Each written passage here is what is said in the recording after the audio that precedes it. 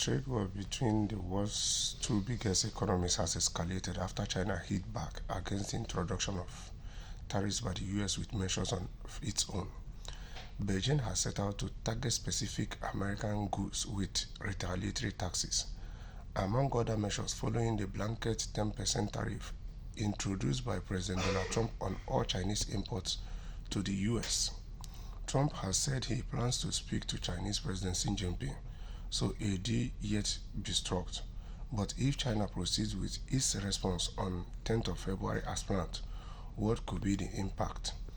Part of China's countermeasures to Trump's tariffs is to announce import taxes of its own on US coal, liquefied natural gases of 10% and 15% charge on crude oil.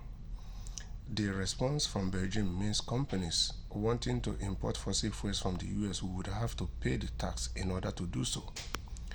China is the world's largest importer of coal, but it gets most of it from Indonesia.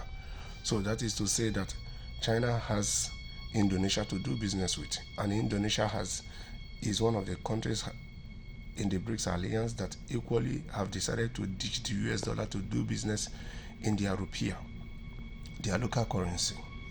Although Russia, Austria, and Mongolia are also among its suppliers.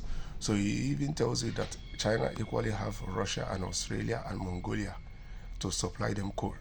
When it comes to the US, China has been increasingly importing imports of LNG from country with volumes nearly double 2018 levels according to Chinese constant data. So it's now left for the US to either make China in the middle or allow the trade war to go on. So these are the areas the Chinese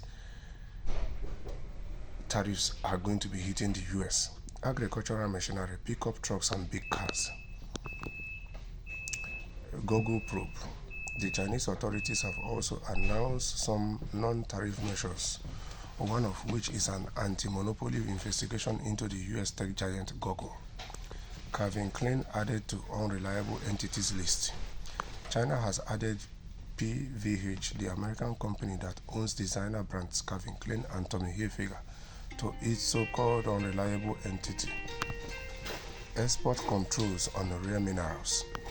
While tariffs have been placed on the companies wanting to import goods from abroad, China has also imposed export controls on 25 rare minerals. That's quite a lot, 25 rare minerals.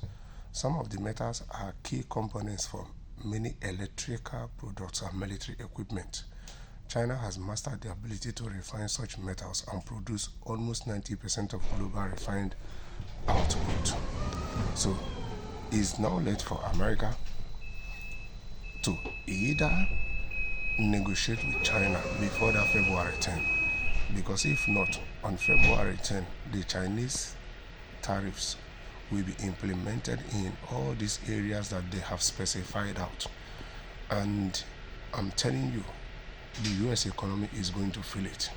It's better for US to do the same thing they did with Canada and Mexico by negotiating with them for them to meet each other in the middle and find a solution rather than these threats.